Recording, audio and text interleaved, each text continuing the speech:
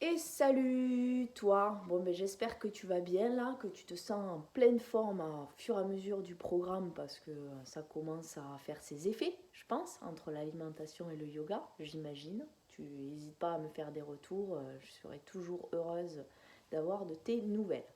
Donc aujourd'hui, je vais juste dans cette vidéo te parler de la chaîne du feu.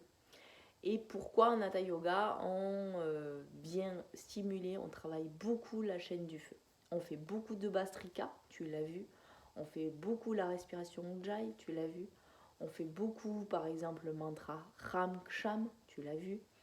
On fait beaucoup de postures qui activent ce feu du ventre. Alors pourquoi on fait ça? Donc tu peux te rendre compte que à plus de 50%, tous les maux physiques du corps sont dus à un problème de digestion. Le ventre, on le sait aujourd'hui, gère énormément, c'est aussi ton deuxième cerveau. Donc la science est en train de trouver beaucoup de choses là-dessus. Mais les yogis le savaient bien avant nous, et ils pratiquaient déjà donc énormément, notamment en Hatha Yoga, de postures sur ça pour activer le feu du ventre. Alors pourquoi ils activaient le feu du ventre? Tout simplement pour concentrer le feu, le rajas que tu peux avoir qui va s'éparpiller dans ton corps, on vient le reconcentrer au niveau du ventre. Alors pourquoi on fait ça? Parce que si tu as du rajas qui est éparpillé dans tous les sens, tu peux le remarquer chez certaines personnes, ça va créer déjà beaucoup d'agitation émotionnelle si tu as trop de rajas dans ton cœur et qu'il n'est pas dans ton ventre. Donc ça va être des gens hyper émotifs, hyper émotivité, hypersensibilité, donc tous les hyper. Ça va être aussi du coup beaucoup d'agitation émotionnelle, donc des gens voilà euh, très sensibles, enfin très sensibles émotionnellement. Ça peut créer chez toi beaucoup vite colère, tristesse, etc. Beaucoup plus rapidement que si tu avais ton feu bien dans ton ventre, qui digère bien l'émotion en amont de le faire passer au niveau du chakra, du cœur. Et en plus de ça, si tu as remarqué aussi, il y a beaucoup de gens, et notamment dans notre société, le rajas, comme il est éparpillé dans tous les sens, vu qu'on a beaucoup d'écrans, vu qu'on a beaucoup de sollicitations extérieures, vu que tout va trop vite et très vite, les gens ont beaucoup de mal à se concentrer. Le rajas, donc, il s'éparpille dans tout ton corps, il s'éparpille partout. Et qu'est-ce que ça donne? Ça donne que on se sent complètement agité. Et je ne sais pas si tu as remarqué, moi j'ai moi, j'ai horreur des gens comme ça, mais voilà, j'étais comme ça.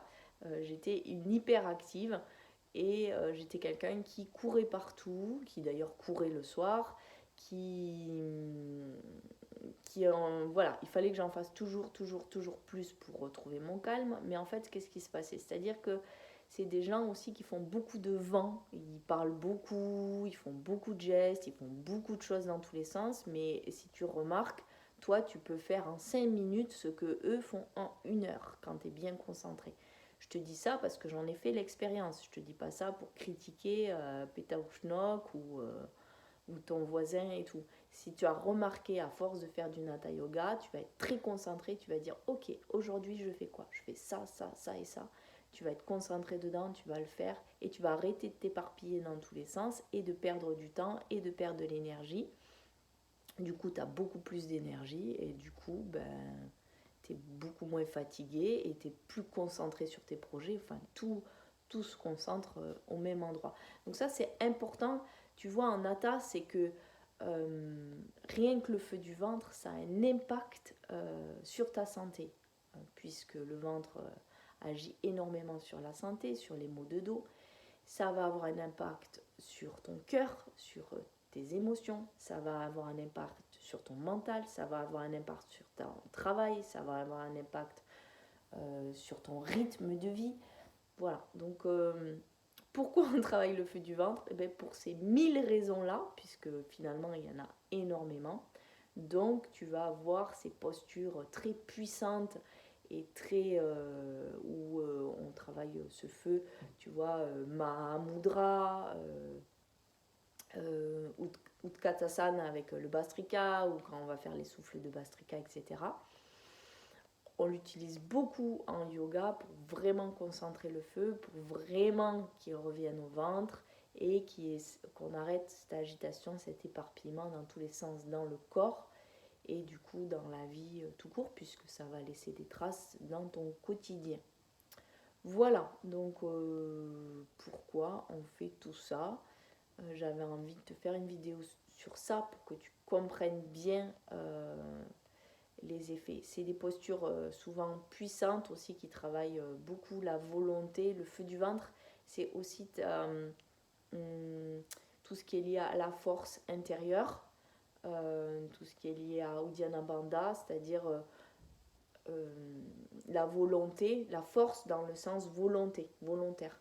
Donc si tu es volontaire sur ton tapis, si tu as beaucoup de force au niveau du ventre sur ton tapis, c'est beaucoup plus simple dans la vie. Tu n'as pas à faire beaucoup d'efforts pour prendre une décision ou pour faire quelque chose. C'est-à-dire que ta force, elle est décuplée et paf, tu peux y aller, clac, tu as décidé, ok, je me concentre et j'y vais et boum, boum, ça, c'est hyper puissant en fait. Ça agit sur ta volonté interne, ta force intérieure et du coup sur ta puissance. Et ça, c'est assez intéressant parce que pour les gens notamment qui sont à tendance dépressive ou près du burn-out ou parce que tu as des difficultés par exemple, imaginons à quitter ton job, et bien à force de faire ce genre de posture, à un moment donné, clac, tu trouves la force à l'intérieur de toi de dire ok, non, vas-y, moi je fais autre chose, point barre. Et c'est tous ces jeux un peu subtils, assez inconscients entre le corps, l'esprit, ta vie, etc. Bon, j'espère que cette vidéo t'a plu, qu'elle t'a éclairé. Tu peux me faire des retours, tu peux me poser des questions comme d'hab. Et des énormes bisous, je te dis à bientôt sur le live, sur le groupe, etc.